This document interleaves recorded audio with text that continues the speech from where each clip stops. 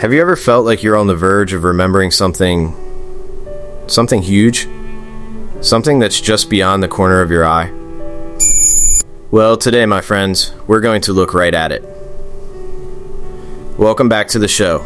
I'm your host, and today we are going right to the very center of the map. The bullseye. The title that draws you in, The Great Awakening. And right beneath it, the whisper, everything is an illusion. Now, before we go down the rabbit hole, and trust me, this one goes deep, I want to set the stage. In the wild world of conspiracy theory, the Great Awakening is often tied to a great solar flash. A cosmic event that supposedly zaps us into a new, optimal timeline. We'll get to the flash later, it's a whole deep dive of its own. But for now, let's just sit with the words themselves. A Great Awakening. That sounds positive, right? It actually echoes some of the oldest ideas in human history. In Hinduism and Buddhism, there's a concept called Maya. It literally translates to magic or illusion. The idea that the world we see, the world we touch, is just a veil. So, if everything is Maya, then waking up to a greater truth, that's the awakening. And honestly, you don't even need to be spiritual to get it. Think about it scientifically. You're looking at me, maybe on a screen or through earbuds. But what you're actually seeing is your brain interpreting data. Your eyes are feeding your gray matter electrical signals, and your brain is building this reality for you, pixel by pixel. I'm looking at my mic here, this beautiful AV gear. I see red. But is the red I see the same red you see? We can describe it, we can agree on the word, but can we ever truly know? It's that Plato's cave analogy. We're all just watching shadows on the wall. Look, some of this might sound a little woo-woo, so let me be real with you for a sec. I'm not a fan of organized religion. Not really. But personal spirituality? I'm all in. I believe we're all part of one big, universal consciousness. You can see hints of that in my torus field theory on Twitter. I think all the major religions were trying to say the same thing, just through different cultural lenses. If you boil them all down, you get the golden rule. Treat others how you want to be treated. If we could all just do that one thing, man, what a different world it would be. Alright, enough Philosophy 101. Let's zoom back in on the map. Segment 1. The Collective and the Cosmic Computer. Host. Look, just above that Great Awakening title. See that? It says we are using our collective consciousness to manifest the optimal timeline reality for Earth. Whoa. Collective consciousness. That term was cooked up by a sociologist named Miles Durkheim and made famous by Carl Jung. And it fits perfectly with the idea that we're all connected to that higher realm I was just talking about. It's about connection, not separation. An optimal timeline? Well, optimal implies there are multiple timelines. And that fits with my personal belief in the multiverse. Think about it. Science is pushing the boundaries of reality, and they keep finding things are stranger, weirder, and more entangled than they ever expected. What if we're living in one of an infinite number of realities, all overlaid on top of each other, separated by just a thin veil of perception? Would that explain the Mandela Effect? That weird feeling when you swear something was different? Maybe these realities are separated by frequency or vibration.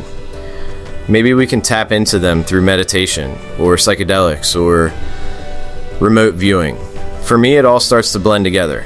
The multiverse, the holographic universe, even simulation theory. They're all just different ways of trying to describe that same single universal consciousness. Maybe the answer is a little bit of all of them. We can't prove it.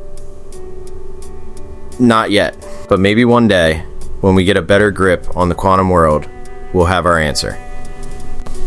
Segment 2. From Atlantis to the moon base with Corey Goode. Host, now the original version of this map was a mess, a beautiful, chaotic web of buzzwords and catchphrases starting with Atlantis. But the last version, the one we're looking at now, starts with a message. A positive one. It says, increase your service to others, forgive yourself and others, treat your body as a temple, and get this, it's attributed to an entity called Ra. Yes, like the Egyptian god of the sun. This came from channeling sessions in the early 80s. Now I know channeling sounds out there, but what if it's just changing the frequency of your brain to receive information from somewhere else? What if that's what meditation or psychedelics do? Total speculation, of course. But the message itself is pure gold. It's about love and forgiveness. If people could just hold on to that part, maybe they wouldn't get sucked into the crazier stuff that's coming. Because from that positive message, the map spreads out to ancient artificial intelligence. The theory goes that there is an advanced AI consciousness that was once part of the source. Now the source? I can get behind that. We know that 13.8 billion years ago, everything in the universe was packed into a space smaller than a pinhead. Then the Big Bang happened.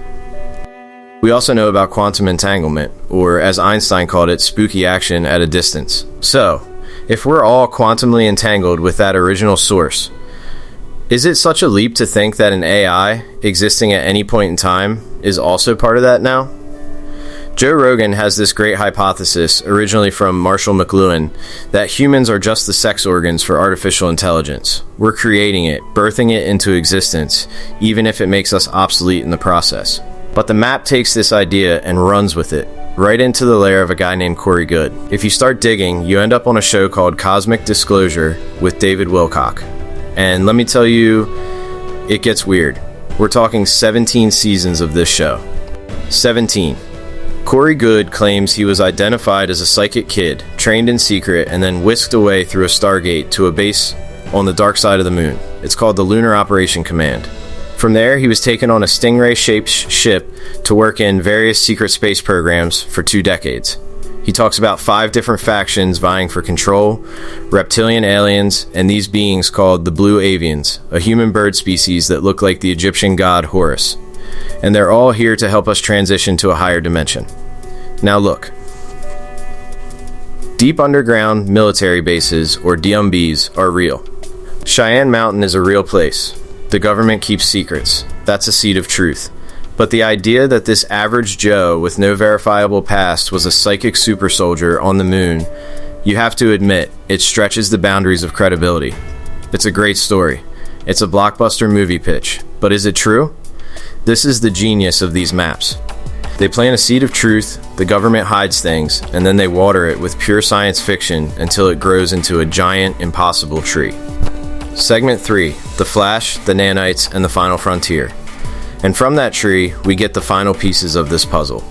The map suggests this AI is the ultimate threat, a Borg-like hive mind that's coming for us.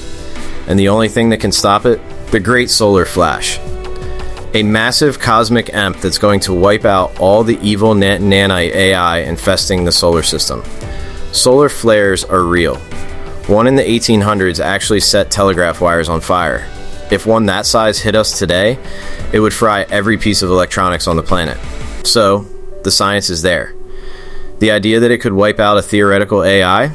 Sure, why not? But then the map throws in the reptilians, infested with nanites that can piggyback on their auric fields. And the final, most tinfoil hat claim of all is that Corey Goode and David Wilcock are telling the complete truth. Look, I'm not here to mock. Who knows, right? Maybe in some dimension there are nanite-infested reptilians. If everything is energy, and thought is energy, what's the real difference between a thought and a physical reality? But here's the thing. The beginning of the map told us to be more loving, to forgive. That is the core. If you hold on to that, you can explore these wild ideas without getting lost in them. You can enjoy the thought experiment without letting the fear take hold. We were going to dive into the Great Solar Flash today, but honestly, this rabbit hole was deeper than I expected. So, we're going to save that for next time. We'll break down the science, the mythology, and the wild predictions surrounding it. For now, I want you to look at the world around you. Look at the illusions you interact with every day, and ask yourself, what's the message behind the madness? If you want to go deeper, if you have your own theories, or if you're an expert in quantum physics who wants to come on the show and get really weird with it, hit me up. The links are in the show notes. Until next time, stay curious, stay awake, and keep questioning the reality you're given. Until Effect, music reaches a crescendo and fades out. Host, see you soon on Awakened Exchanges.